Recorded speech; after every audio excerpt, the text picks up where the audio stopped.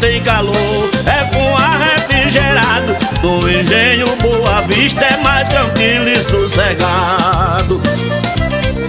No engenho Boa Vista, de antiga tradição, do tempo de Joaquim Campos, homem de bom coração, junto com Dona Carminha, seu amor, sua paixão. Eu falo de Pedro Campos, o seu irmão Zé Campinho, seu Pedro e Dona Detinha, que era mãe de Paulinho, a mãe da doutora Fata, do nosso amigo Jorginho.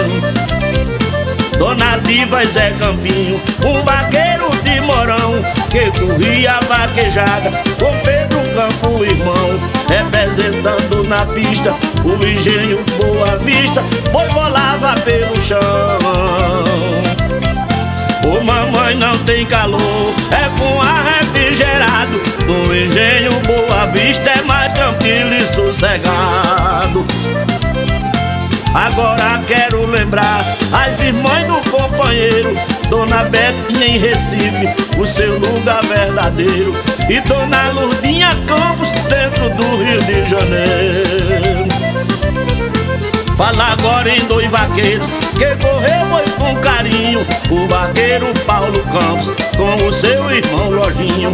Em Feitiço e em Tampinha botava os bois direitinho.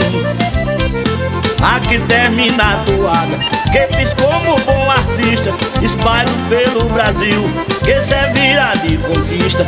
Oferta a família Campos no engenho Boa Vista.